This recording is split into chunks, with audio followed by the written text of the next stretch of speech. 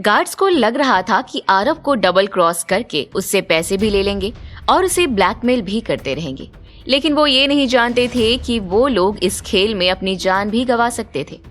आरव को क्या उन लोगों पर विश्वास करना चाहिए था जो अपने बॉस के मर जाने के तुरंत बाद ही उससे हाथ मिलाने को तैयार हो गए थे? जिस तरह विहान को गार्ड्स ने मार दिया था उसी तरह आरव को भी मार देते तो? गार्ड्स के जाने के बाद आरव उस रूम से भाग निकलने का रास्ता ढूंढ रहा था।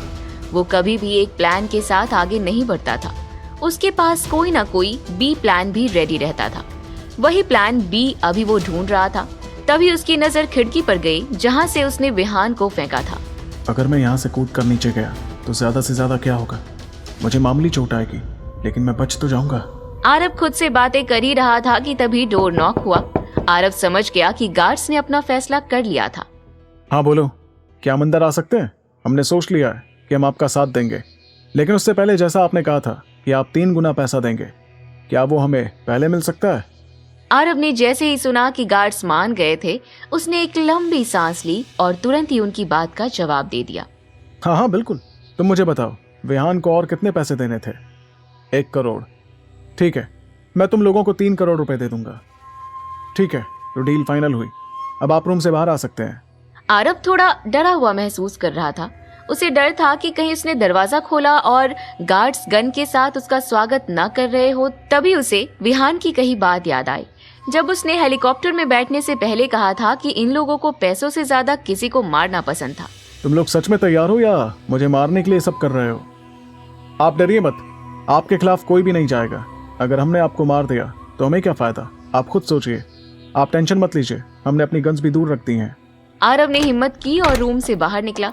उसने देखा सच में सारे गार्ड्स ने अपनी अपनी गन दूर रख दी थी। उसके चेहरे पर स्माइल थी, लेकिन अभी भी वो अलर्ट था। ठीक है, अब तुम लोग बताओ, तुम में से लीडर कौन है? सीनियर गार्ड आगे बढ़ाया। मेरा नाम मुर्शीद है। वैसे हमारा लीडर यहाँ नहीं है। आपको जो बात करनी है मुझसे कर सकते हैं। हमारे बीच जो भी बात होगी, क्या उस बात पर तुम्हारा लीडर विश्वास करेगा? उसकी चिंता आप मत कीजिए। जब हमारे लीडर को पता चलेगा कि विहान बॉस मर चुके हैं तो वो भी हमारी बात जरूर मान जाएंगे। ये सुनकर आरव वहीं खड़ा कुछ सोचने लगा। तभी एक गार्ड ने मुर्शिद को आगे बात करने का इशारा किया ताकि पॉइंट की बात कर सके। मैं ये कह रहा था कि आप हमें कुछ अमाउंट ट्रांसफर कर देते ताकि हमें भी आपकी बातों पर यकीन हो जाता। आरव हल्की स्माइल करते हुए उसकी तरफ देख रहा था, जैसे मन ही मन आरव कुछ सोच रहा हो। देखो, तुम्हारी बात बिल्कुल सही है, मगर इतना विश्वास करो, मैंने जो तुमसे वादा किया है वो मैं जरूर पूरा करूंगा। बस मेरी एक रिक्वेस्ट है, तुम मेरी वाइफ और मॉम को वापस ला देते तो अच्छा होता। सर आप टेंशन मत लीजिए, आपके घर वाले सेफ हैं, हमारा लीडर उन्हीं के साथ है, लेकिन हम अभी उनकी करेक्ट लोकेशन नहीं जानते और बर्फ के तूफान के कारण वहाँ नेटवर्क भी नहीं रहता, इसलिए हमें खुद वहाँ जाकर उन्हें ढूंढना होगा। आरव ने उनकी बात सुनकर चुपचाप सिर हिला दिया। ठीक है, क्या मुझे एक मोबाइल मिल सकता है ताकि मैं अपने लोगों को कॉल करके पैसा मंगवा सकूं या तुम में से किसी के अकाउंट में ट्रांसफर करवा सकूं? तभी उस गार्ड ने आरव की बात कट कर दी, जिसने आरव को डबल क्रॉस करने का प्लान बनाया था। देखिए, पैसे ट्रांसफर करने की जल्दी नहीं है, आप हमारे लीडर से मिलने के बाद ट्रांसफर कर देना। ये बात सुनते ही आरव को थोड़ा अजीब लगा। पहले गार्ड ने कहा वो उसके साथ है और दूसरे ही पल उसे फोन ना देने का बहाना बना रहे थे। आरव के दिमाग में शक का बीज फूट चुका था, लेकिन आरव ने उन लोगों से बिल्कुल नॉर्मल वे में बात की, जैसे उसे कुछ भी पता नहीं था और सब कुछ गार्ड्स के हिसाब से ही चल रहा था। ठीक है, तो हम कल सुबह स्पीटी वैली के लिए निकलेंगे ताकि जल्द से जल्द लीडर को ढूंढ सके, फिर अपनी वाइफ और मॉम को मैं बचा सकूं। वैसे एक बात कहूं, मुझे बहुत देर से भूख लगी है, कुछ खाने को मिल सकता है क्या? बिल्कुल, मैं भी आपके खाने का इंतजाम करता हूँ। एक बात और थी, तुम्हारा बॉस मेरा कजन था, हम लोग एक साथ ही खेलते थे, लेकिन अभी जिस तरह उसकी मौत हुई मुझे उसके लिए बहुत दुख हो रहा है। मैं कुछ देर विहान की बॉडी के साथ अकेले रहना चाहता हूँ। आरव की इस बात को सुनकर वहां खड़े सारे गार्ड्स चौंक गए थे। आरव ऐसा कुछ बोलेगा उन्होंने कभी सपने में भी नहीं सोचा था। ठीक है, आप यहीं रुकिए, हम बॉस की बॉडी को यहीं लेकर आते हैं, आपको कहीं नहीं जाना पड़ेगा। कुछ देर में विहान की बॉडी को आरव के रूम में लाया गया और फिर उन्हें अकेला छोड़कर गार्ड्स चले गए थे। आरव ने तुरंत डोर बंद किया और विहान के पॉकेट में फोन ढूंढने लगा, लेकिन विहान के पॉकेट में कुछ भी नहीं था। फिर उसने विहान के रूम की तलाशी ली, वहां उसे एक सैटेलाइट वाला फोन मिला। उस सैटेलाइट वाले फोन से ही विहान हर जगह कॉल करता था। आरव ने 2 सेकंड सोचा, फिर तुरंत तृप्ति को कॉल किया। उठाओ, जल्दी उठाओ। कुछ देर तक फोन बजता रहा, फिर तृप्ति ने फोन उठाया। हेलो, कौन? हेलो रश्मि, मैं आरव बोल रहा हूँ। मेरी बात ध्यान से सुनना। मेरे पास ज्यादा वक्त नहीं है। मैं कुल्लू और स्पीति वैली के बीच में फंसा हुआ हूँ। हमारे पास 1 दिन है, कुछ भी करो लेकिन मुझे निकालो यहाँ से। स्पीति वैली, कुल्लू, ये क्या बात कर रहे हैं? लेकिन वहाँ पहुँचे कैसे? और किस मुसीबत की बात कर रहे हैं? और अपनी एक्यूरेट लोकेशन मुझे बताइए। मुझे खुद इस जगह का नाम नहीं पता। मैंने हनुमा को भी कॉल करके अपनी लोकेशन बताने की कोशिश की थी, लेकिन यहाँ नेटवर्क प्रॉब्लम के कारण कुछ भी नहीं हो पाया। तभी आरव ने तेज कदमों की आवाज सुनी और जल्दी से फोन कट करके सैटेलाइट फोन बेड के नीचे छुपा दिया था। फिर विहान के पास बैठकर नाटक करने लगा जैसे वो बहुत उदास था। मुर्शिद अपने गार्ड्स के साथ आ गया। आप नीचे क्यों बैठे हैं? कर भी क्या सकता हूँ? अपने भाई की बॉडी के पास बैठा हूँ। तुम लोगों को विहान का फोन मिला क्या? कुछ इन्फॉर्मेशन थी उसके फोन में जो वो मुझसे शेयर करने वाला था। नहीं, बॉस के पास हमें कोई फोन नहीं मिला था। आइए, आपका खाना रेडी है, नीचे चलते हैं। आरव ने सिर्फ हाँ में सिर हिलाया और नीचे की तरफ जाने लगा था। वो एक बात तो समझ गया था कि गार्ड्स उसे फोन यूज करने नहीं देना चाहते थे। नीचे आने पर आरव ने देखा ये वही जगह थी जहाँ विहान पहले बैठकर खाना खा रहा था और अब उसकी जगह गार्ड्स उसके लिए डिनर तैयार कर रहे थे। आरव आया और उसी चेयर पर बैठ गया जहाँ विहान बैठा था। अपने कर्मों से कोई भी नहीं बच पाया। विहान ने जैसा किया था आज उसे वही वापस मिला। आपके कर्म हमेशा लौट कर आते हैं। अगर विहान आरव से बदला लेने के बजाय अपनी गलती मान लेता तो शायद आज वो जिंदा होता। खाना खाते खाते आरव ने नोटिस किया एक गार्ड ऊपर फ्लोर की तरफ जा रहा था। उसने जल्दी से आधा खाना खत्म किया और पेट सहलाने लगा। आज तो बहुत खा लिया, अब सीधे अपने रूम में जाकर सो जाता हूँ। जैसे मैं अपनी थकावट दूर कर लूंगा उसके बाद हम निकलेंगे। मुर्शिद और बाकी गार्ड के पास आरव की बात मानने के अलावा कोई दूसरा रास्ता नहीं था। कोई बात नहीं, मैं भी आपके रूम को क्लीन करवा देता हूँ। कहते हैं मरे हुए इंसान की बॉडी के साथ नहीं रहना चाहिए। ठीक है, मुझे तब तक मत जगाना जब तक मैं खुद ना उठूं। मेरी नींद खराब होती है तो मेरा पूरा दिन खराब हो जाता है, काम में मन नहीं लगता। इतना बोलकर आरव वहां से ऊपर रूम की तरफ चला गया था। मुर्शिद ने 2 गार्ड्स को आरव के रूम पर नजर रखने के लिए भेज दिया था। मुर्शिद ऐसे शो कर रहा था जैसे वो आरव की प्रोटेक्शन कर रहा हो, लेकिन असल में आरव हाउस अरेस्ट था। मुर्शीद, मुझे तुम्हारा खेल धीरे धीरे समझ आ रहा है। वैसे ज्यादा देर ये खेल चलेगा नहीं।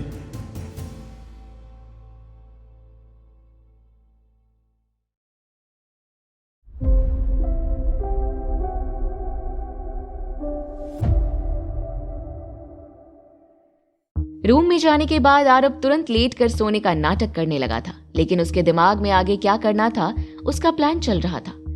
अगर ये गार्ड्स मेरा साथ देते तो मैं कल ही अदिति और मॉम को वापस ला सकता था, लेकिन मुझे समझ नहीं आ रहा है ये साले करना क्या चाहते हैं। तभी उसे कदमों की आवाज सुनाई दी, जैसे कोई घूम घूम कर नजर रख रहा हो। विहान के मरने के बाद उसे कोई भी खतरा नहीं था, फिर उसके लिए इतनी प्रोटेक्शन क्यों? बार बार आरव को ये सवाल खा रहा था, लेकिन वो नहीं जानता था ये प्रोटेक्शन नहीं थी, उस पर नजर रखी जा रही थी। आरव जिस फैमिली से बिलोंग करता था वहाँ इस तरह की साजिश उसने हमेशा देखी थी। पैसों के लिए हर किसी का ईमान डोल ही जाता है, और जब उसने अदिति जैसी आम लड़की से शादी की तो उसे इंसान का दयालु और फ्रेंडली बिहेवियर भी दिखा था, इसलिए वो हमेशा लोगों में दूसरा पक्ष भी देखता था। पैसा किसी को भी झुका सकता है, लेकिन पैसों के लिए इतना नीचे गिर जाना, इससे तो मुझे यही लग रहा है ये किसी के लिए वफादार नहीं हो सकते। आरव को ये समझने में ज्यादा टाइम नहीं लगा कि इन गार्ड्स पर भरोसा करके उसने गलती कर दी थी, लेकिन अब वो ऐसी गलती कभी नहीं करेगा। आरव एक हाथ में खंजर और दूसरे हाथ में स्मोक बॉम्ब लेकर सो रहा था। वो सोते टाइम भी पूरी तरह अलर्ट था। हालांकि वो ज्यादा देर तक जाग नहीं पाया, थकावट और चोट लगने से उसे जल्द ही गहरी नींद आ गई थी। काफी देर बाद किसी ने रूम का डोर नॉक किया। वो तुरंत चौंक कर उठ गया था। सर, क्या आप जाग गए हैं? सुबह हो चुकी है, हमें अब निकलना होगा। आरव ने जैसे ही टाइम देखा सुबह के 10 बज चुके थे। उसने तुरंत ही खंजर और स्मोक बॉम्ब छुपा दिए और नींद में चम्हाई लेते हुए उसने गुस्से का नाटक करते हुए दरवाजा खोला। तुम लोग इतना शोर क्यों कर रहे हो? मैंने कहा था मुझे मत जगाना। जी, लेकिन काफी देर हो गई थी, इसलिए मैंने आपको जगाया। हम यहाँ जितनी देर करेंगे उतनी देर हमें वहां पहुंचने में होगी। मैं तो आपकी भलाई के लिए ही सोच रहा था। ठीक है, मैं फ्रेश होकर आता हूँ और मुझे कपड़े और जूते चाहिए, तब तक मैं नहा कर आता हूँ। सर, नहाने में अपना टाइम वेस्ट मत कीजिए, हम बहुत लेट हो गए हैं। इसका क्या मतलब है? मैं तुम लोगों के हिसाब से चलूंगा? भूलो मत, मैं तुम लोगों को 3 गुना पैसा देने वाला हूँ। मुझे कुछ भी करने के लिए तुम लोगों की परमिशन लेने की जरूरत नहीं है। आरब का गुस्सा देखकर मुर्शिद के चेहरे से स्माइल गायब हो गई थी। उसने आसपास खड़े गार्ड्स की तरफ देखा। सभी आरब और उसकी तरफ देख रहे थे। मुर्शिद को गुस्सा तो बहुत आ रहा था, लेकिन वो अभी ना ही अपना गुस्सा दिखा सकता था, ना ही आरब से लड़ सकता था। मेरा वो मतलब नहीं था सर। इससे पहले मुर्शिद अपनी पूरी बात कहता, आरब ने हाथ दिखाकर उसे शांत करवा दिया। बस, बहुत हुई बकवास, अब और नहीं। जल्दी जाओ, कपड़े रेडी करो और यहाँ खड़े रहकर टाइम वेस्ट मत करो। इतना बोलकर आरब ने मुर्शिद के मुंह के सामने ही दरवाजा बंद किया और अंदर जाकर नल चालू कर दिया। आरब जानबूझकर देरी कर रहा था ताकि उसे थोड़ा टाइम मिल जाए। उसने कल रात ही तृप्ति को कॉल किया था और आज तो तृप्ति ने हनुमा को कॉल करके सब कुछ समझा भी दिया होगा। इसलिए आरब स्लो काम कर रहा था, क्योंकि उसे यकीन था हनुमा अपनी टीम लेकर आता ही होगा। कुछ देर के बाद मुर्शिद ने दोबारा डोर नॉक किया। अब उसके हाथ में ड्रेस और शूज थे। सर, दरवाजा खोलिए, मैं आपके लिए कपड़े लेकर आया हूँ। आरब ने तुरंत दरवाजा खोला और कपड़ों को ध्यान से देखने लगा। सर, ये सारे कपड़े न्यू हैं। बॉस ने इन कपड़ों को कभी नहीं पहना था। आरब ने कुछ नहीं कहा और सिर्फ ओके बोला और कपड़े लेकर डोर बंद कर दिया। सर, आपका ब्रेकफास्ट रेडी है? ठीक है, तुम लोग नीचे चलो, मैं तैयार होकर आता हूँ। आरब रूम में तैयार होकर बैठा था और अपनी वॉच देख रहा था। उसको अंदर बैठे बैठे 30 से 45 मिनट हो चुके थे, लेकिन आरब अभी भी नहीं निकला। वो रूम में इधर उधर घूम रहा था। अब 1 घंटे से ऊपर हो गए थे। यहाँ आरब टाइम वेस्ट कर रहा था और नीचे गार्ड्स वेट कर रहे थे कि कब आरब नीचे आएगा। हम इसकी इतनी खातिरदारी क्यों कर रहे हैं? उसको जल्दी से लेकर चलते हैं। जब कुछ पता ना हो तो अपना मुंह बंद रखना चाहिए। ज्यादा बोलना सेहत के लिए अच्छा नहीं होता। मुर्शिद का गुस्सा देखकर वहाँ खड़े सारे लोग शांत हो गए। उसने वॉच में टाइम देखा और एक लंबी सांस लेकर फिर से आरब के कमरे में गया। सर, नाश्ता रेडी है। आरब ने तुरंत दरवाजा खोला और उसके साथ नीचे आ गया। जैसे ही उसने ब्रेकफास्ट देखा, वो गुस्से से मुर्शिद की तरफ देखने लगा। मुर्शिद, ये क्या है? कल भी मैंने यही खाया था। तुम लोग मुझे कैदी समझ रहे हो क्या, जो ऐसा खाना खिला रहे हो? सर, ऐसी बात नहीं है। वो क्या है कि अभी मौसम ठंडा है, इसलिए मार्केट में कुछ भी नहीं मिल रहा। आरब बिना कुछ बोले चुपचाप नाश्ता करने लगा था और बीच बीच में टाइम देख रहा था ताकि ब्रेकफास्ट में और टाइम लगे। विहान की लाश का क्या किया? उनकी बॉडी को पीछे जंगल में गड्ढा खोदकर दफना दिया गया है। आरब ने कुछ रिएक्ट नहीं किया कि उसकी बॉडी को प्रॉपर जलाया क्यों नहीं गया।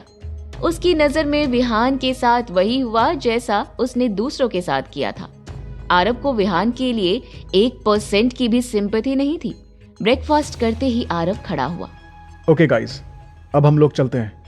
मुर्शिद ने ओके कहा और अपने गार्ड्स को सारी गाड़ियां निकालने के लिए बोल दिया। मुर्शिद के साथ आरब बाहर गया। वहां उसने देखा बड़े ट्रक में स्नो मोटर बाइक रखी हुई थी। सब कुछ पहले से ही तैयार था।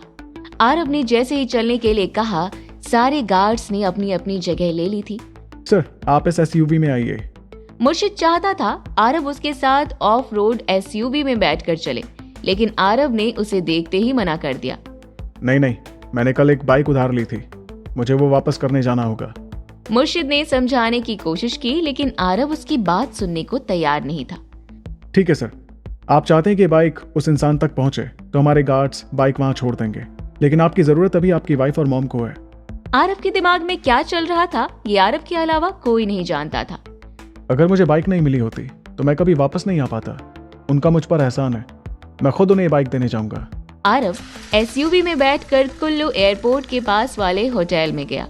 उनसे बात करके उस बाइक की कीली और वापस पहाड़ी में बसे उस छोटे गांव की तरफ चल पड़ा था। आरब को गांव की तरफ जाता देख सारे गार्ड्स टेंशन में थे। उन्हें लग रहा था सोने के अंडे देने वाली चिड़िया अब उड़ चुकी है। मुर्शीद, अब हम क्या करेंगे? करना क्या, उसका पीछा करो। आरब तेज बाइक चलाते हुए गांव की तरफ निकल आया था, ये सोचे बिना कि मुर्शिद और उसके आदमी पीछे हैं या नहीं। गांव पहुंचने के बाद आरब सीधे उस घर गया जहां से उसे ये बाइक मिली थी, और जैसे ही वो उस घर के अंदर गया उसने देखा वहां वही बूढ़ा आदमी और उसका बेटा श्याम भी थे। उन्हें देखकर आरव के चेहरे पर स्माइल आ गई थी। तुम यहाँ क्या कर रहे हो? तुम्हारी वाइफ मिली या नहीं? आरव को पहाड़ी भाषा आती थी। उसने उसी भाषा में बात करके श्याम से अपने लिए हेल्प मांगी। नहीं, मेरी पत्नी को किडनैप कर लिया गया है। क्या आप लोग मेरी मदद कर सकते हैं? तभी बाहर किसी गाड़ी के रुकने की आवाज आई, जैसे हाई स्पीड में कोई गाड़ी आई हो और झटके से ब्रेक लगा दिए गए हो। उस आवाज को सुनकर आरव और बाकी लोग बाहर की तरफ देखने लगे। आरव समझ गया कि मुर्शिद और बाकी गार्ड्स वहां आ गए थे। ये वही लोग हैं। इन लोगों ने मुझे भी पकड़ लिया है। ये लोग मुझे एसपीटी वैली लेकर जा रहे हैं, जहाँ मेरी वाइफ को पकड़ कर रखा है। अगर आप मेरी मदद करेंगे तो मैं पूरी जिंदगी आपका एहसान नहीं भूलूंगा। तभी श्याम और उसके बूढ़े पिता ने मुर्शिद की तरफ देखा। ये लोग कौन है? किसी गिरोह के हैं क्या? आरव ने मुर्शिद और गार्ड्स को देखा। वो पहाड़ी भाषा समझ नहीं पा रहे थे, इसलिए वो खुलकर अपनी बात नहीं कह पा रहा था। हाँ, इनका गिरोह है। इनके पास गन, बॉम्ब, गाड़ियां सब कुछ है। आप हमारी मदद करेंगे ना? श्याम और बूढ़ा आदमी कुछ सोच ही रहे थे, तभी मुर्शिद उनके पास आकर खड़ा हो गया। आप उनसे क्या बात कर रहे हैं? आरव चुप होकर श्याम के हाँ या ना का वेट कर रहा था।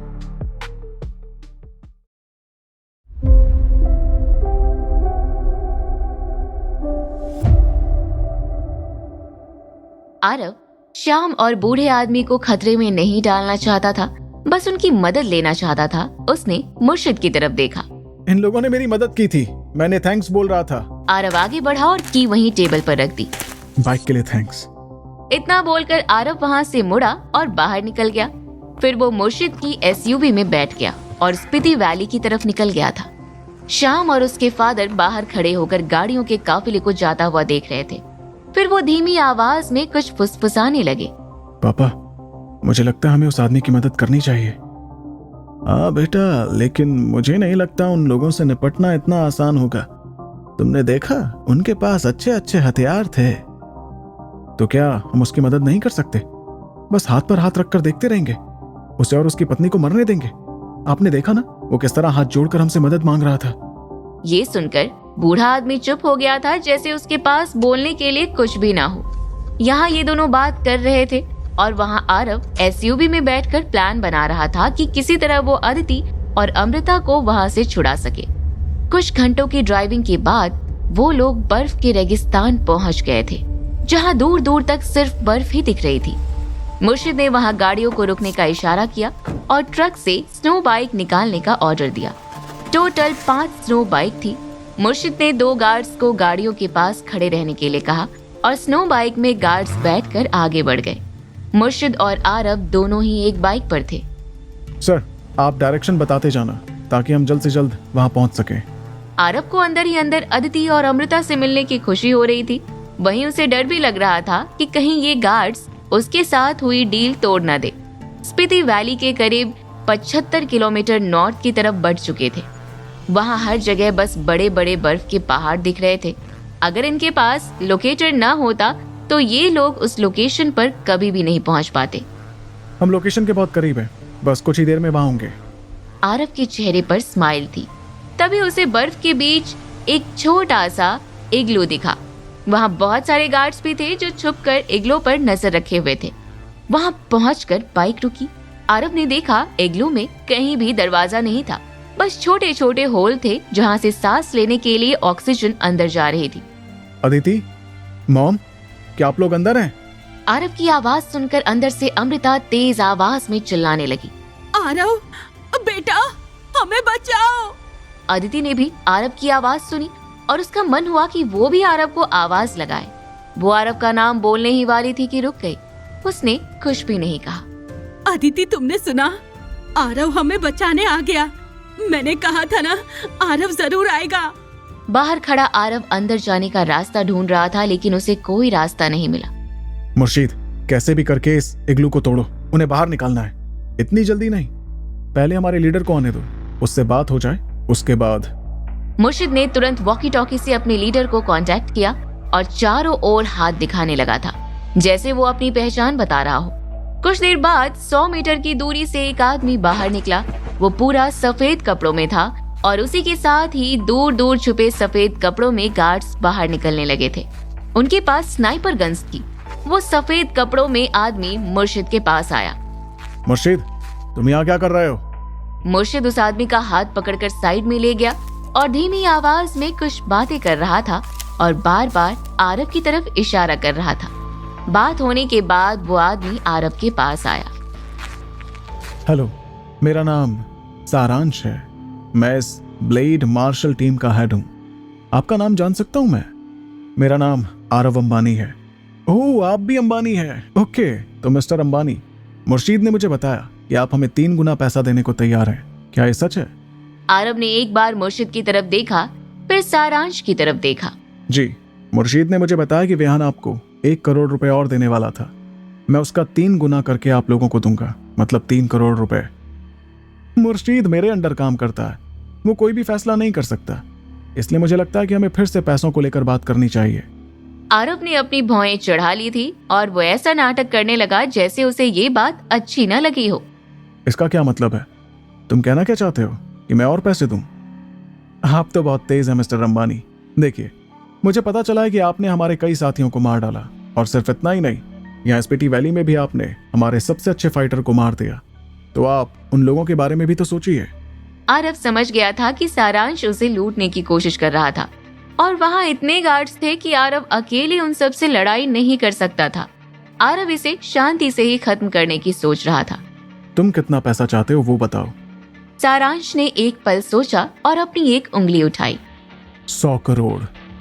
आरव के चेहरे के एक्सप्रेशन नहीं बदले, वो उसी तरह सीरियस फेस के साथ सारांश की आंखों में देख रहा था। Okay, done. सारांश ने देखा आरव इतनी आसानी से उनकी बात मान गया था।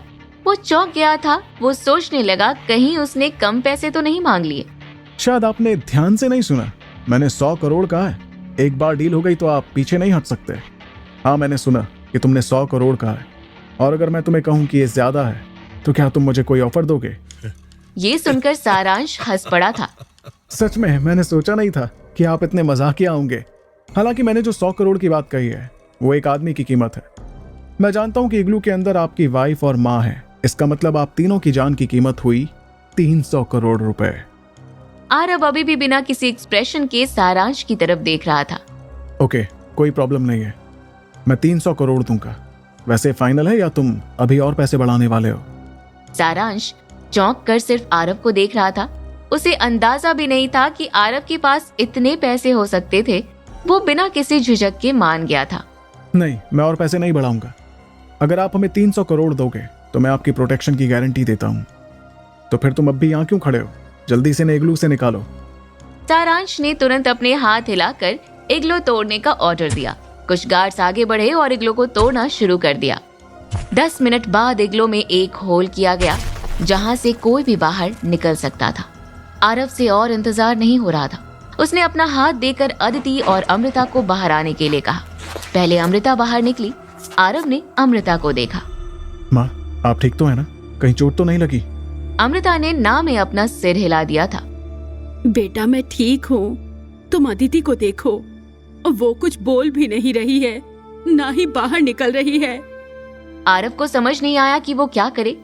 फिर वो ही इग्लू के अंदर गया। अदिति ने जैसे ही आरव को आते देखा वो दूसरी तरफ मुड़कर बैठ गई थी, जैसे वो आरव को देखना नहीं चाहती थी। आरव उसके करीब गया। अदिति, ये जो कुछ भी हुआ सब मेरे कारण हुआ। मैंने तुम्हें इस मुसीबत में डाल दिया, मुझे माफ कर दो। अदिति उसकी तरफ देख भी नहीं रही थी। माफी मांग लेने से सब कुछ ठीक नहीं होता आरव। ये सब तुम्हारे कारण हुआ है, लेकिन इससे तुम्हें कोई फर्क नहीं पड़ेगा। अदिति गुस्से में थी और आरव चुपचाप उसकी बातें सुन रहा था, क्योंकि वो जानता था अदिति का गुस्सा जायज था। तुम सही कह रही हो, मैंने तुम्हें बहुत तकलीफ दी है, लेकिन मैं वादा करता हूँ कि आखिरी बार है। अब यहाँ से चलो, ये जगह सेफ नहीं है। अदिति ने आरव की आंखों में देखा। उसको आरव की आंखों में प्यार और कंसर्न दोनों दिख रहा था। धीरे धीरे उसका गुस्सा कुछ कम हुआ। तुम्हें मेरी और हमारे बच्चे की कद्र करनी होगी। अगर अगली बार ऐसा हुआ तो मैं तुम्हें माफ नहीं करूंगी। आरव की आंखें भर आई थी। उसे ऐसा लगा जैसे अभी वो अदिति को हक कर ले। मैं वादा करता हूँ, अब तो चलो। आरव ने अदिति की तरफ अपना हाथ बढ़ाया। अदिति ने उसका हाथ पकड़ा और दोनों बाहर निकल गए। अमृता ने अदिति को देखा तो उनके चेहरे पर भी स्माइल आ गई थी। वहाँ खड़ा सारांश आरव को देख रहा था। देखा, मैंने अपना प्रॉमिस पूरा किया, अब आपकी बारी है। मुझे भी अपना प्रॉमिस याद है, लेकिन इसके लिए तुम्हें हमें यहाँ से बाहर निकालना होगा, तभी मैं अपने आदमियों से बोलकर पैसे का इंतजाम कर पाऊंगा। सारांश शक की नजर से आरव को देख रहा था। सब लोग तैयार हो जाओ, हम यहाँ से निकल रहे हैं।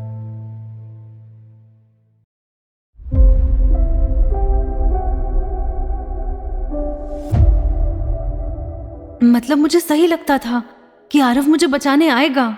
पिछले कुछ दिनों में जब अदिति किडनैप थी तब उसे यही लग रहा था कि आरव उसे बचाने आएगा, और ये सोचकर वो बहुत ज्यादा एक्साइटेड थी। लेकिन साथ ही साथ आरव के दिमाग से उसकी जिंदगी से निकल जाना, ये बात अब भी उसे कांटे की तरह चुभ रही थी। डाइवोर्स के बाद तुम अचानक गायब कैसे हो सकते हो? यहाँ तक कि मनाली आकर भी तुम मुझसे नहीं मिले। फिर तुमने अपनी माँ को भेज दिया कि वो पैसे देकर मेरी इंसल्ट कर सके। मेरे बच्चे को भी मुझसे छीनने की कोशिश की उन्होंने। क्यों? आखिर क्यों आरव? ये सब सोचते हुए अदिति एक बार फिर से इमोशनल हो गई थी। उसके आंसू रुकने का नाम ही नहीं ले रहे थे। अदिति को रोते हुए देखकर आरव और भी ज्यादा गिल्टी फील करने लगा, तो वो अदिति के सामने अपने घुटनों के बल बैठ गया और जल्दी से उसके आंसुओं को पोंछा। उसने अदिति के ठंडे हाथों को पकड़ लिया। अदिति प्लीज तुम रो मत, तुम इस तरह देखूंगा तो मैं टूट जाऊंगा। तुम प्रेग्नेंट हो और इस तरह उदास रहना तुम्हारे लिए ठीक नहीं है। अदिति ने आरव के हाथों को दूर झटक दिया। उसने अपने आंसुओं को पोंछा। अपनी ये बकवास बंद करो आरव। मतलब तुम्हारी माँ सही कह रही थी कि ये सब तुमने सिर्फ इस बच्चे के लिए किया है। अदिति तुम इतना मत सोचो, यहाँ से निकलते ही मैं तुम्हें सब कुछ एक्सप्लेन कर दूंगा। क्यों ना सोचूं? मेरा सोचना तुम्हारे हार्टलेस होने से तो कई गुना बेहतर है। मुझे तुमसे अब कोई बात नहीं करनी। आरव समझ गया कि अदिति उसकी कोई बात नहीं सुनने वाली, और वो अभी पूरी तरह से खतरे से नहीं बचे थे। इसलिए अब आरव ने डिसाइड किया कि वो और बहस नहीं करेगा। हाँ ठीक है, सब मेरी गलती है। तुम चाहो तो मुझसे नफरत कर सकती हो, मुझे भला बुरा कह सकती हो, चलेगा। लेकिन पहले हम यहाँ से निकलते हैं। हम एक बार मनाली पहुंच जाएं, उसके बाद तुम्हें मेरे साथ जो करना है तुम करना। ये कहते हुए आरव ने अदिति को अपनी गोद में उठा लिया। अदिति स्ट्रगल करने लगी, लेकिन आरव पर इसका कोई असर नहीं हुआ। अब हिलना बंद करो, हमें बाहर निकलना है। आरव के कड़े लहजे को देखकर अदिति थोड़ा घबरा गई। उसने अब स्ट्रगल करना बंद किया और आराम से आरव के कंधे पर अपना सिर रख दिया। आरव ने सबसे पहले अदिति को उस जगह से बाहर निकाला। उसके बाद अमृता आरव के साथ वहां आ गई। जाने से पहले मुर्शीद और बाकी सब ने 2 सेट कपड़े तैयार रखे थे। आरव ने एक सेट कपड़ा अमृता की तरफ बढ़ा दिया और दूसरे सेट को पहनने में अदिति की मदद करने लगा। इसे पहन लो, यहाँ बहुत ठंड है, वरना तुम फ्रीज हो जाओगी। आरव को अदिति की इतनी फिक्र करते हुए देखकर अमृता को अपने किए पर बहुत ही गिल्टी फील होने लगा। आरव, एक बात है जिसके लिए मुझे तुमसे माफी मांगनी है। आरव अमृता की तरफ मुड़ गया। माँ, आपको कुछ भी कहने की जरूरत नहीं है, मुझे सब कुछ पहले से पता है। अमृता ने अपना सर नीचे कर धीरे से हाँ में हिला दिया और फिर अदिति की तरफ मुड़ गई। अदिति, आई होप कि अब तक जो कुछ भी हुआ तुम उसके लिए मुझसे नाराज नहीं हो। एक बार हम वापस चले जाएं, तो तुम और आरव आराम से बैठकर बात कर लेना। आरव सारांश की तरफ मुड़ गया। क्या अब हम निकले? मेरी वाइफ का ज्यादा देर तक इस ठंडे इलाके में रहना ठीक नहीं है। आप बिल्कुल सही कह रहे हैं। आप सब स्नो मोबाइल में बैठ जाइए। इस स्नो मोबाइल को मैं राइड करना चाहता हूँ, अपनी वाइफ को लेकर जाऊंगा। मुर्शीद ने सारांश की तरफ देखा। आंखों ही आंखों में बात करने के बाद सारांश ने हाँ में सिर हिलाया। ठीक है मुर्शीद, आरव को इस स्नो मोबाइल को दे दो। स्नो मोबाइल में बैठने में आरव ने अदिति की मदद की। अदिति, मुझे जोर से पकड़ लेना, वरना कहीं तुम गिर ना जाओ। अदिति ने आरव की बात का कोई जवाब नहीं दिया। उसने अपने दोनों हाथों से स्नो मोबाइल की सीट पकड़ ली। ये देखकर आरव ने उसके दोनों हाथ पकड़े और अपने पॉकेट में डाल दिया। मुझे जोर से पकड़े रहो, इस बच्चे के लिए ही सही, पर कुछ गलत एक्शन मत लेना। अदिति ने मुंह बना लिया। उसे आरव का इतना केयर करना पसंद नहीं आ रहा था, लेकिन वो दिल से थोड़ी खुश भी थी। हम निकल रहे हैं। आरव ने धीरे से स्नो मोबाइल को स्टार्ट किया और धीरे धीरे स्नो ग्राउंड में स्पीड बढ़ाने लगा। उसने मुड़कर अमृता की तरफ देखा। दूसरे स्नो मोबाइल में सारांश और मुर्शीद के साथ अमृता जी थी। वो लोग वहां से बाहर निकलने लगे। आरव जानबूझकर बहुत धीरे ड्राइव कर रहा था। कुछ देर बाद वो लोग उस इलाके से निकल आए थे। Mister Ambani, please stop. Aarav ने अपना स्नो मोबाइल रोक दिया। क्यों, क्या हुआ? हम उस इलाके से बाहर निकल गए हैं और यहाँ सिग्नल भी आ रहा है। हमारे एग्रीमेंट के अकॉर्डिंग आपको हमें 300 करोड़ रुपए देने होंगे, तो प्लीज आप अपने आदमियों से बात कीजिए और उन्हें पैसे भेजने के लिए कहिए। आरव बिल्कुल हैरान रह गया। सारांश का इस तरह से आधे रास्ते में पैसे के लिए कहना ये एक अच्छा सिग्नल नहीं था। सारांश, क्या ये काम यहाँ करना जरूरी है? ये काम हम इस बर्फ के इलाके से निकलने के बाद भी तो कर सकते हैं ना? सारांश ने अपने हाथ में पकड़े फोन को आरव की तरफ बढ़ा दिया। मिस्टर अंबानी, ये हमारा पहला कॉपरेशन है। अगर इस जगह से निकलने के बाद आप हमें पैसे देने से इनकार करने लगे, फिर हम क्या करेंगे? इसलिए आपको हमें पैसे यहीं पे करने होंगे। अमृता ने भी आरव और उसकी बात सुनी। वो मुर्शीद के स्नो मोबाइल से बाहर निकल आई। 300 करोड़ रुपए? अमृता को अपनी तरफ आते हुए देखकर सारांश ने अपना हाथ हवा में हिलाया और उसके कुछ आदमी अमृता के सामने आकर खड़े हो गए। अमृता अब और भी ज्यादा गुस्सा हो गई। ये क्या कर रहे हो तुम? मुझे क्यों रोक रहे हो? शांत हो जाइए माँ, मैं ये मैटर हैंडल कर लूंगा। आरव ने सारांश से वो फोन ले लिया। मैं अपने आदमी को अभी कॉल कर रहा हूँ और उसे कहता हूँ कि वो पैसे तुम्हारे अकाउंट में ट्रांसफर करे। लेकिन इसके पहले मुझे तुम्हें एक बात बतानी है कि 300 करोड़ रुपए कोई छोटा मोटा अमाउंट नहीं है। मैं अमीर हूँ, लेकिन इतना बड़ा अमाउंट अरेंज करने के लिए मुझे भी टाइम की जरूरत होगी। सारांश के चेहरे पर नाखुश वाले एक्सप्रेशंस आ गए। कितना टाइम चाहिए तुम्हें, और अभी तुम कितने पैसे ट्रांसफर कर सकते हो? आरव ने ऐसे प्रिटेंड किया जैसे वो गहरी सोच में डूब गया है। अभी तो मेरी कंपनी तुम्हें 3 करोड़ रुपए ही ट्रांसफर कर सकती है। मैं उनसे कहूंगा कि वो बाकी के पैसे इकट्ठा कर लें और अगले 2 दिनों के अंदर तुम्हारे अकाउंट में ट्रांसफर कर दें। क्या ये चलेगा? मुझे अपने लोगों से बात करनी होगी। सारांश ये कहकर मुड़ा और अपने लोगों के पास चला गया।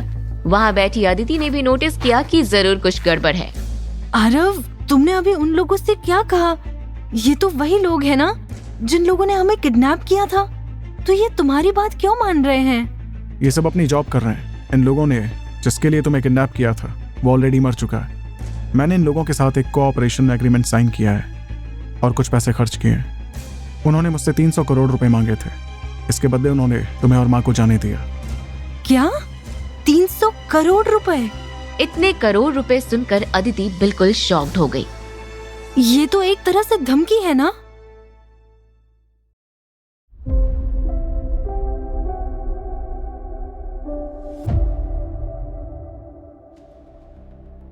अमृता ने अदिति को आरव के बैकग्राउंड के बारे में बताया था, तो अदिति को पता चल गया था कि आरव रिच और पावरफुल फैमिली से बिलोंग करता है।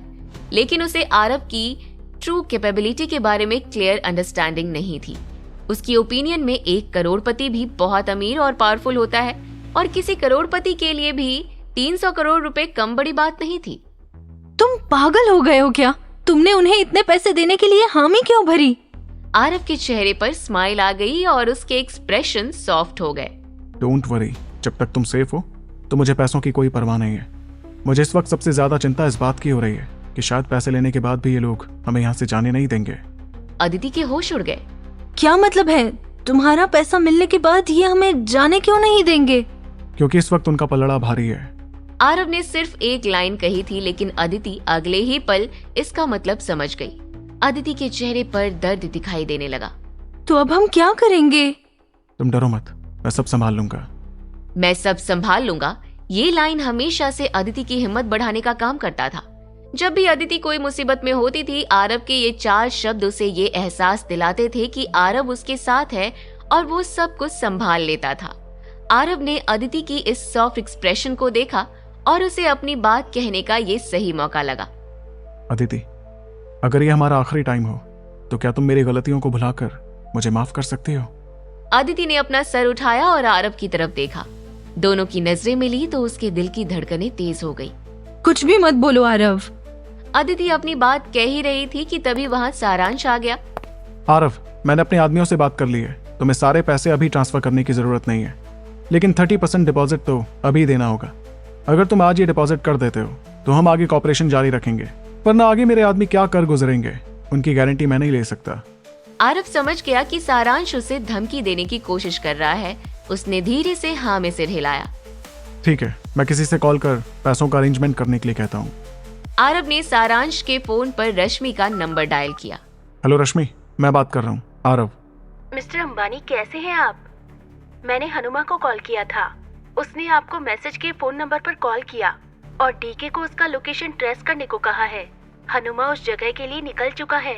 ये न्यूज सुनकर आरव को लगा जैसे वो खुशी से झूम उठेगा। इस इलाके में प्लेन डायरेक्टली तो नहीं आ सकता था, लेकिन हनुमा और उसके आदमी एयरपोर्ट पर आकर उस टाउन में आ जाते।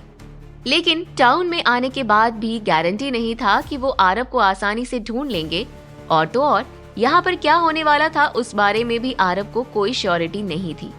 मैं अब सेफ हूँ रश्मि, और मुझे अर्जेंटली 90 करोड़ रुपए की जरूरत है। 12 घंटे के अंदर ये पैसे का अरेंजमेंट करो। याद रखो 12 घंटे हैं तुम्हारे पास। आरव ने जानबूझकर रश्मि से 12 घंटे में ये अरेंजमेंट करने को कहा था ताकि हनुमा और उसके साथियों को यहाँ पहुँचने और उसे ढूंढने का सफिशिएंट टाइम मिल पाए। रश्मि एक स्मार्ट पर्सन थी, वो तुरंत ही आरव की बात का मतलब समझ गई। ठीक है, मैं समझ गई। ठीक है, मैं 12 घंटे बाद तुम्हें कांटेक्ट करता हूँ। कॉल कट करने के बाद आरव सारांश की तरफ मुड़ गया। मैंने अपनी सेक्रेटरी को कॉल कर पैसे इकट्ठा करने के लिए कह दिया है। वो 12 घंटे में पैसे भेज देगी। 12 घंटे में? इतना लंबा टाइम क्यों? सारांश के चेहरे पर गुस्सा साफ दिखाई देने लगा। वो डिससैटिस्फाइड था। तुम्हें क्या लगता है मैं 12 घंटे में 90 करोड़ रुपए कमा लेता हूँ? ये बहुत बड़ा टाइम है। तुम्हें पता भी है 1 करोड़ रुपए कमाने में कितना टाइम लगता है, कितनी मेहनत लगती है। रिलैक्स करो। आरव की बात सुनकर सारांश ने उससे और बहस नहीं की। ठीक है, तो हम यहीं रुककर पैसे मिलने का इंतजार करते हैं। एक बार पैसे मिल जाए फिर हम यहाँ से निकलेंगे। तुम मजाक कर रहे हो? तुम्हें दिख नहीं रहा कि मेरी वाइफ प्रेग्नेंट है? तुम क्या चाहते हो कि वो यहाँ इस इलाके में और 12 घंटे रुके? आई एम सॉरी, लेकिन 90 करोड़ मिलने से पहले हम यहाँ से नहीं निकल सकते। यार तुम तो पैसों के भूखे लग रहे हो। ठीक है, क्या मैं अपने लॉयर को एक बार कॉल कर सकता हूँ? मैं उससे अपने कुछ एसेट्स इमीडिएटली बेचने के लिए कहूँगा ताकि वो बाकी के सभी रुपए भी इकट्ठा कर ले। सारांश ने कुछ देर सोचा। ठीक है, तुम अपने लॉयर को कॉल कर सकते हो, लेकिन तुम्हें इस लैंग्वेज में बात करनी होगी जो हम समझ सकें।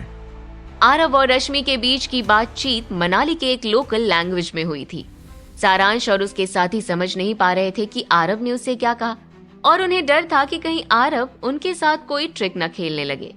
आरव को हंसी आने लगी कि किसे पता था कि अगर वो ट्रिक खेलना चाहे तो सारांश क्या कोई भी उसके ट्रिक को नहीं समझ सकता। ठीक है, मैं लोकल लैंग्वेज में बात करूंगा, और वो भी फोन स्पीकर पर। इस बार आरव ने डीके को कॉल किया। कुछ देर में दूसरी तरफ से कॉल पिक कर लिया गया, पर डीके कुछ बोलता इसके पहले ही आरव ने कहा, लॉयर डीके, मैं आरव बोल रहा हूँ। अब प्लीज आप कुछ मत कहना, सिर्फ मेरी बात सुनिए।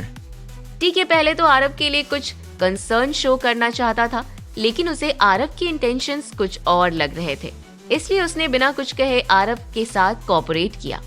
लॉयर डीके, मुझे अर्जेंटली 210 करोड़ रुपए की जरूरत है, और तुम मेरे कुछ रियल एस्टेट, कुछ स्टॉक्स और कुछ फंड्स बेच दो। 2 दिन है तुम्हारे पास, इसके अंदर तुम्हें पैसे इकट्ठा करने हैं, वरना मैं घर वापस नहीं आ पाऊंगा। तुम समझ रहे हो ना? मैं समझ गया मिस्टर अंबानी, लेकिन अगर आपने जल्दबाजी में प्रॉपर्टीज को बेचा तो आपका नुकसान हो जाएगा। डीके ने जानबूझकर आरव से कुछ सवाल किया था। वो इस कॉन्वर्सेशन को थोड़ा लंबा खींचना चाहता था ताकि वो आरव का लोकेशन लोकेट कर सके। और आपके पास तो बहुत सारी रियल एस्टेट है, कौन सा बेचना चाहते हैं आप? तुम पहले मनाली में मेरा जो भी रियल एस्टेट है उसे बेच दो, फिर कश्मीर में जो बिल्डिंग्स अभी खरीदी हैं उन्हें बेच दो, फिर जम्मू में मैंने जो मिल लिया है वो भी बेच दो, और कुछ भी करके 210 करोड़ रुपए का इंतजाम करो। मिस्टर अंबानी, आप अपनी सारी शेयर्स और फंड्स को बेचना चाहते हैं? जिसमें कम प्रॉफिट आ रहा है उन्हें बेच दो, और जो हाई प्रॉफिट वाले हैं उन्हें मेरे लिए छोड़ दो। अब मैं भी नीलाम तो नहीं हो सकता ना, वरना मैं फ्यूचर में सर्वाइव कैसे करूंगा? मिस्टर अंबानी, इस काम के लिए हमें आपका सिग्नेचर चाहिए होगा। क्या सिग्नेचर चाहिए होगा? पर अभी मैं साइन कैसे कर सकता हूँ? अगर मैं साइन कर सकता तो तुम्हें कॉल करने की कोई जरूरत ही क्या थी? तुम मेरा वॉइस रिकॉर्डिंग एविडेंस के तौर पर यूज कर लो, अगर कुछ भी होता है तो तुम्हारे लिए कोई परेशानी नहीं होगी। तभी दूसरी तरफ से डीके की एक्साइटमेंट से भरी आवाज आई, हो गया। जब आरव ने ये सुना तो उसने गेस कर लिया कि शायद डीके ने उसका लोकेशन पता कर लिया है। मतलब तुम सब कुछ समझ गए हो? ठीक है, तो अब मैं कॉल रखूं? हाँ मिस्टर अंबानी, ये सब 2 दिन के अंदर हो जाएगा। आरव ने रिलीफ होकर कॉल कट कर दिया और फोन वापस सारांश को पकड़ा दिया। मैंने बात कर ली है, अब बस पैसों का इंतजार करना है।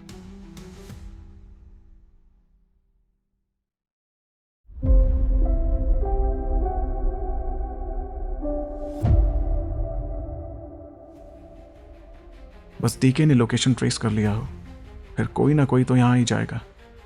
अब बस मुझे अपनी माँ की और अदिति की सेफ्टी का ध्यान रखना है। सारांश, मेरे आदमी ऑलरेडी पैसे इकट्ठा करने में लग गए हैं, तो क्या तुम हमें यहाँ से कोई कंफर्टेबल जगह पर लेकर चल सकते हो? एटलीस्ट हम वहाँ का पानी तो पी सकेंगे, और मेरी वाइफ और माँ रेस्ट कर सकेंगी। आरव से सारांश को पैसे मिलने वाले थे, और इसलिए उसे आरव के लोगों को थोड़ा अच्छे से ट्रीट करना था। पैसे मिलने से पहले वो उन्हें परेशान नहीं कर सकता था। ठीक है, हम विला चलते हैं। आरव और बाकी सब अपने अपने स्नो मोबाइल में बैठ गए और आगे की तरफ बढ़ने लगे। वो कुछ दूरी पर आए ही थे कि तभी उन्हें कुछ दूर से लोगों के चिल्लाने की आवाज सुनाई दी। वहां बहुत तेज हवा चल रही थी, चारों तरफ बर्फबारी हो रही थी।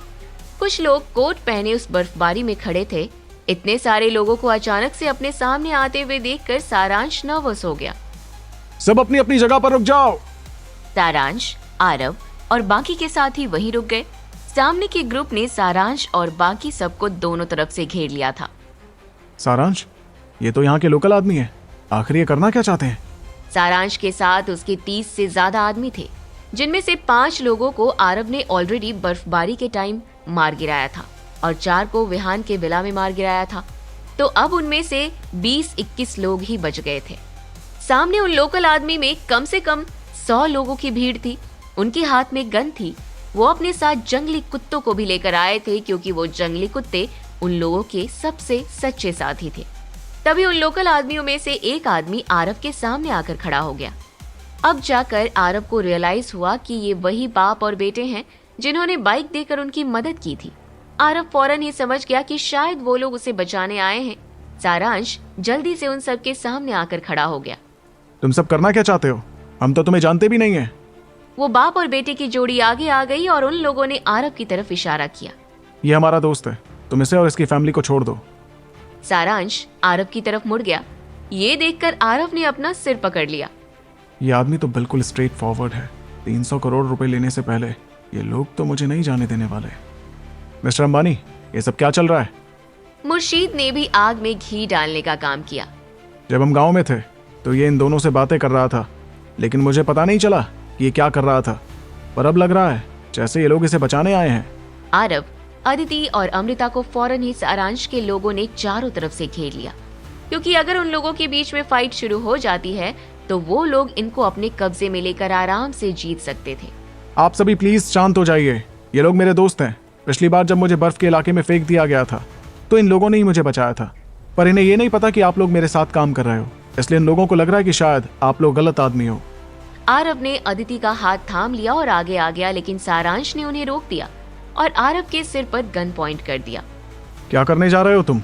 मैं उन लोगों से मिलकर जो भी मिसअंडरस्टैंडिंग है वो क्लियर करने जा रहा हूँ। जो भी करना अकेले करो। सारांश को डर लग रहा था कि आरव अगर उन लोकल आदमियों के साथ मिल गया तो उनके साथ क्या होगा। आरव के चेहरे पर नाराजगी के एक्सप्रेशंस आ गए। उसने सारांश को घूरते हुए देखा। क्या कहना चाहते हो तुम? कुछ नहीं, हम तुम्हारा और तुम्हारी फैमिली का अच्छे से ख्याल रख सकते हैं, तो तुम अपने इन दोस्तों से जाकर कहो कि वो लोग यहाँ से चले जाएं। सारांश ने अपने आदमियों की तरफ देखकर कुछ इशारा किया तो मुर्शीद ने अमृता की कलाई पकड़ी, जिससे अमृता गुस्से से लाल हो गई। क्या कर रहे हो तुम लोग? मुझे जाने दो। ये नजारा देखकर अदिति ने डरते हुए आरव को जोर से पकड़ लिया, जिससे आरव झल्ला गया। सारांश, मुझे पता है कि तुम घबरा रहे हो, लेकिन तुम ये भी तो समझो कि हम साथ में काम कर रहे हैं। या बताओ, तुम्हें मेरे अगेंस्ट जाना है? मुझे समझ नहीं आएगा कि तुम मुझे प्रोटेक्ट कर रहे हो या किडनैप। सारांश के चेहरे पर भी गुस्सा नजर आ रहा था। हमें बस एक बार पैसे मिल जाएंगे तो तुम्हारे साथ हमारा कॉपरेशन खत्म हो जाएगा और तब हम तुम्हें खुद ही छोड़ देंगे। आरव सारांश के पास आ गया। तुम मुझे डरा रहे हो। अगर ये सब ऐसे ही चलता रहा ना तो इसमें किसी का भी फायदा नहीं होगा। एक बार लड़ाई शुरू हो गई तो तुम्हें 1 रुपया भी नहीं मिलेगा। साथ ही यहाँ तुम लोगों की जानें भी जा सकती हैं। तो एक काम करते हैं, हम दोनों ही अपना एक एक कदम पीछे खींच लेते हैं। सारांश कुछ देर तक सोचता रहा। मतलब क्या करना होगा हमें? ये लोग मुझे बचाने आए हैं। अगर इन लोगों को पता चल गया कि तुम हमें यहाँ से जाने नहीं दे रहे हो तो मैं श्योर हूँ कि ये लोग गोली चलाना शुरू कर देंगे। इसलिए हम एक काम करते हैं, मेरी वाइफ प्रेग्नेंट है, वो यहाँ ज़्यादा देर तक खड़ी नहीं रह सकती और मेरी माँ भी बूढ़ी हो चुकी है, तो उन्हें और ज़्यादा शौक देना सही नहीं होगा। इसलिए तुम उन दोनों को जाने दो। मैं यहाँ तुम लोगों के साथ खड़ा रहूँगा। जब तक तुम लोगों को पैसे नहीं मिल जाते तब तक मैं तुम लोगों के साथ ही रहूँगा। तो तुम्हें पैसों की फिक्र करने की भी ज़रूरत नहीं होगी। इसके बारे में आराम से सोच लो। अपनी बात कहने के बाद आरव उन लोकल आदमियों की तरफ मुड़ गया। उसके चेहरे पर स्माइल थी। उसने वहाँ की लोकल लैंग्वेज में अपना ग्रेटिट्यूड एक्सप्रेस करते हुए कहा, थैंक यू सो मच। आप सब लोग हमें यहाँ बचाने के लिए आए, लेकिन ये लोग हमें यहाँ से जाने नहीं दे रहे हैं। प्लीज मेरी माँ और वाइफ को बचा लीजिए। ये बात सुनते ही लोकल बाप और बेटे ने अपनी अपनी गन उठा ली। शायद उस लड़के के बाप ने ड्रिंक किया हुआ था और इस वजह से उसके चेहरे पर गुस्सा साफ नजर आ रहा था। उसने फौरन ही हवा में एक गोली फायर की, जो सारांश और उसके साथियों को रोकने के लिए काफी था।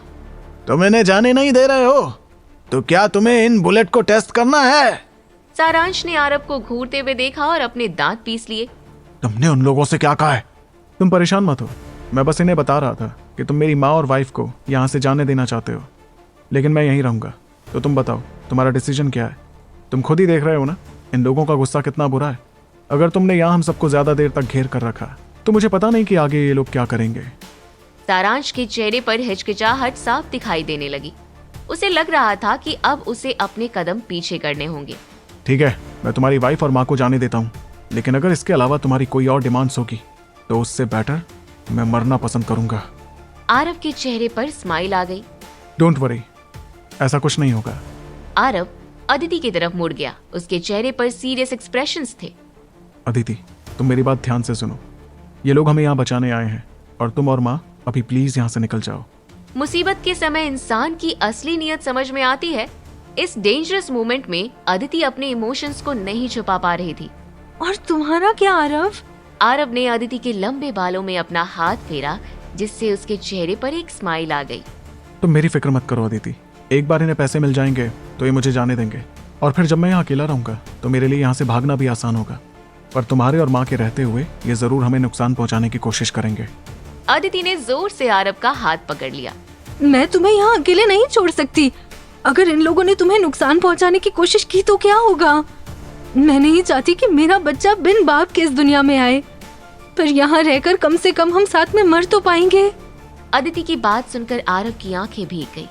इस दुनिया में हर किसी को पैसा चाहिए, दौलत चाहिए, शोहरत चाहिए, पर कुछ ऐसे भी लोग होते हैं जो साथ में दर्द साझा करते हैं। तुम्हारी जैसी वाइफ मिलने के बाद मैं और किस चीज की डिमांड कर सकता हूँ अदिति?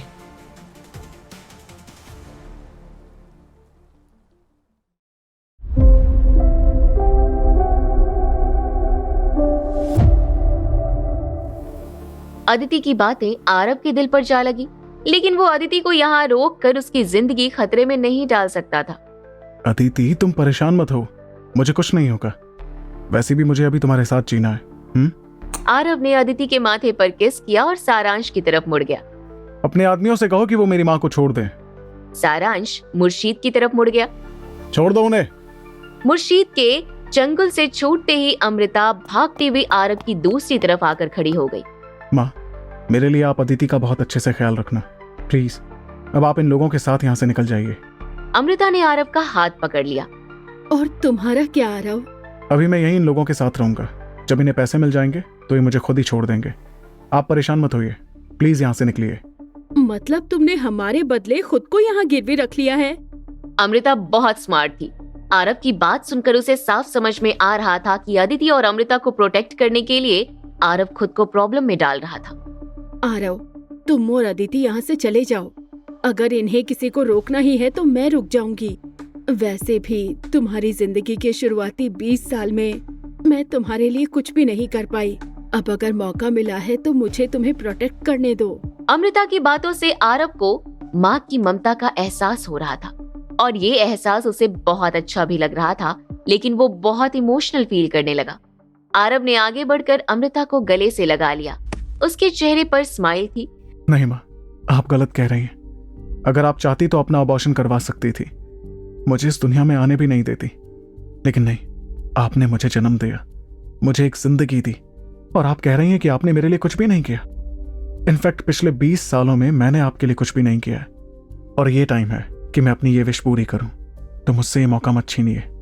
अमृता जी की आंखों से आंसू आने लगे। उसने जल्दी से आरव को हक किया और जोर जोर से रोने लगी। अदिति, जो दूर खड़ी उन दोनों को देख रही थी, वो भी रोने से खुद को रोक नहीं पाई। उसने अपने पेट पर हाथ फेरा जिसमें एक जान पल रही थी। आरव ने अमृता के पीठ पर सहलाते हुए अपना हाथ रखा। ठीक है, आप रोइए मत, मैं मरने वाला नहीं हूं, और इससे पहले कि ये लोग अपना मन बदल लें, आप दोनों को यहाँ से निकलना चाहिए। आरव ने अदिति और अमृता को आगे जाने के लिए हल्का सा पुश किया। दोनों मुड़कर आरव की तरफ देखने लगे। आप लोग प्लीज जाओ, मैं ठीक हूँ। जब तक आप लोग सेफ हो मैं टेंशन फ्री रहूंगा। आरव ने हवा में अपना हाथ हिलाया। अमृता ने अपने आंसुओं को पोंछा और अदिति का हाथ थाम लिया और आगे बढ़ गई। डोंट वरी, मैं अदिति का अच्छे से ख्याल रखूंगी।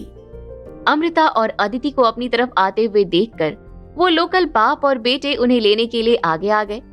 आरव अब रिलीफ फील करने लगा। Thank you. आप लोग प्लीज मेरी माँ और मेरी वाइफ का ख्याल रखना। और तुम क्या करोगे? मैं यहाँ रुकना चाहता हूँ, आप प्लीज मेरी फिक्र मत कीजिए। आप लोग जाइए, मैं नहीं चाहता कि मेरी वजह से आप लोगों में से किसी को भी थोड़ी भी खरोच आ जाए। थैंक यू, आप लोग स्ट्रेंजर होकर भी मेरी इतनी मदद कर रहे हो। उस लोकल आदमी ने अपनी टोपी निकाल ली। तुम एक सच्चे वॉरियर हो बेटा, हम सब तुम्हारी बहुत रिस्पेक्ट करते हैं। डोंट वरी, हम तुम्हारी माँ और तुम्हारी वाइफ का बहुत अच्छे से ख्याल रखेंगे, बस तुम जल्दी वापस आ जाना। Thank you. आरव ने उनके सामने अपने हाथ जोड़ लिए। उस लोकल आदमी ने अपने आदमियों की तरफ घूमकर वहां से जाने का इशारा किया। उसके बाद वो लोग अमृता और अदिति को लेकर वहां से जाने लगे।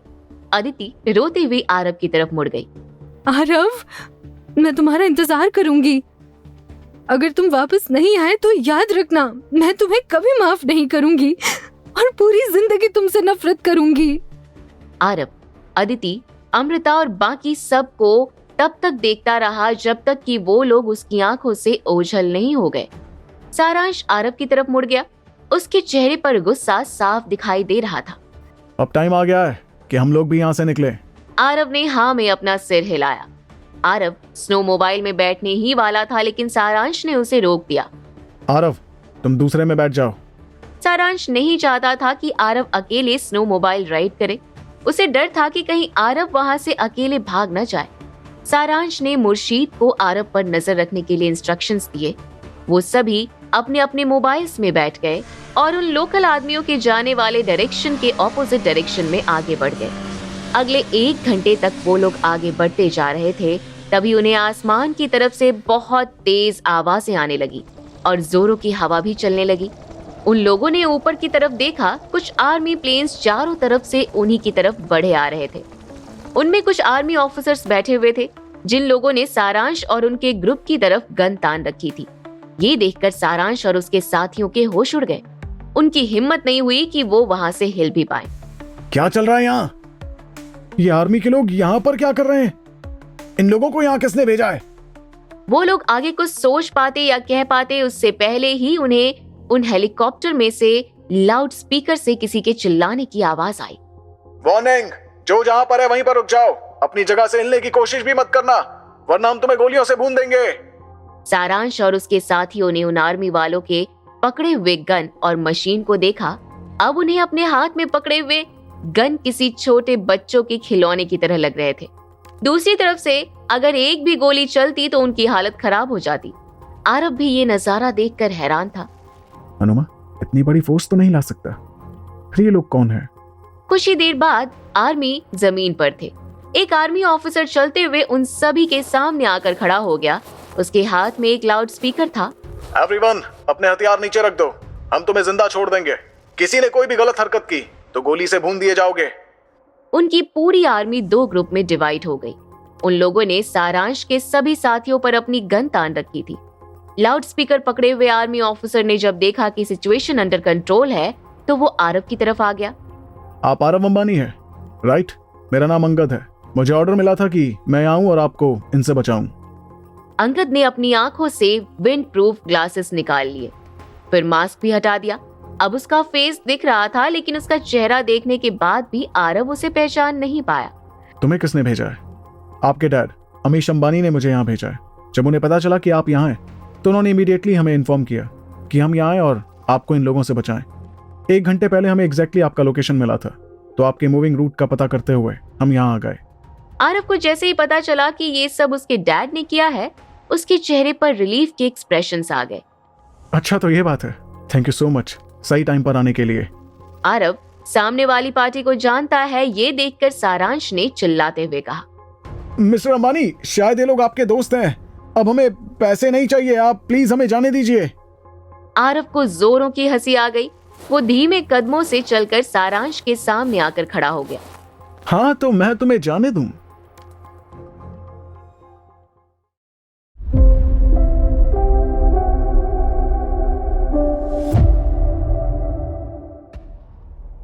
हाँ, क्योंकि हमने तुम्हारी वाइफ और तुम्हारी माँ को यहाँ से जाने दिया है और हमने तुम्हारे साथ भी कुछ गलत नहीं किया है, इसलिए प्लीज हमें जाने दो।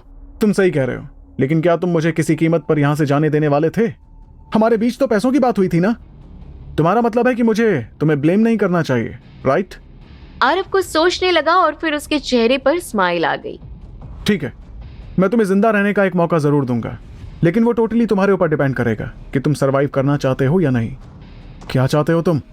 आरव अंगद की तरफ मुड़ गया। इनके सारे हथियार ले जाओ, इन्हें यहीं इस इलाके में भूखे प्यासे रखो 3 दिन तक। आरव की बात सुनकर सारांश और उसके साथियों के चेहरे का रंग उड़ गया। उन्हें पता था कि अगर वो इस इलाके में भूखे प्यासे 3 दिन तक रहते हैं तो या तो वो जम जाएंगे या भूख से उनकी मौत हो जाएगी। कौन हो तुम, और ये इतने सारे लोग तुम्हें बचाने के लिए क्यों आए हैं? मैं वो हूँ जिसके खिलाफ जाना शायद तुम कभी अफोर्ड नहीं कर सकते। सारांश और उसके साथियों को अंगद के आदमी लेकर चले गए। उनके पास हथियार का एक छोटा टुकड़ा भी नहीं बचा था। आरव वहां से हेलीकॉप्टर को उड़ते हुए देख रहा था। आरव को सारांश और उसके आदमियों के लिए बिल्कुल भी बुरा नहीं लग रहा था। उसे अच्छी तरह से पता था कि वो लोग एक वक्त पर उसकी जान लेना चाहते थे और अब वही फीलिंग उन सबको एक्सपीरियंस करवाना बहुत जरूरी था। अंगद आरव के पास में खड़ा था। मिस्टर अंबानी, क्या हम आपके लिए कुछ और कर सकते हैं? आरव सोच में पड़ गया। इन लोगों की आइडेंटिटी का पता करो और जो भी चीज आगे चलकर हमारे लिए परेशानी खड़ी कर सकती है सबको बर्बाद कर दो। आई थिंक इंग्लैंड के 2 ग्रुप और भी पीछे आ रहे हैं, उनका पता करो और उन्हें भी यहाँ से जाने मत दो। अंगद ने हाँ में सिर हिलाया। जब हम इस इलाके में थे तो यहाँ के लोकल लोगों ने मेरे कुछ साथियों को रेस्क्यू कराया था, मुझे उन्हें ढूंढना है। ठीक है मिस्टर अंबानी, आप बस कुछ टाइम दीजिए, मैं इस बात की इन्फॉर्मेशन आपके डैड को देकर आता हूँ। अंगद ने फौरन ही अमीश जी को कॉल किया। आरव बिल्कुल ठीक है ये सुनकर अमीश जी बहुत खुश हुए। मिस्टर अंबानी, आपके डैड आपसे बात करना चाहते हैं। आरव ने अंगद से फोन ले लिया और अंगद फौरन ही आरव से कुछ दूरी पर चला गया। Hello dad, thank you so much, आपने अपने आदमियों को यहाँ भेजा, वो बिल्कुल सही टाइम पर यहाँ आ गए। तुम सही सलामत हो ये बहुत अच्छी बात है आरव, लेकिन तुम्हें तो तृप्ति को थैंक यू बोलना चाहिए। उससे बात करना और उसे थैंक यू बोलना कि उसने सही टाइम पर बंसल फैमिली में कॉल किया। तब जाकर मुझे पता चला कि तुम कहाँ पर हो और तब जाकर ही मैंने अपने आदमी वहां भेजे। तृप्ति? आरव हैरान होकर कुछ देर तक सोचता रहा। वो कंफ्यूज हो गया था। लेकिन उसे कैसे पता चला कि मैं यहाँ पर हूँ? अरे तुमने उसे खुद ही तो बताया था। यार जो भी है, तुम जब उससे मिलोगे तो खुद ही उससे पूछ लेना।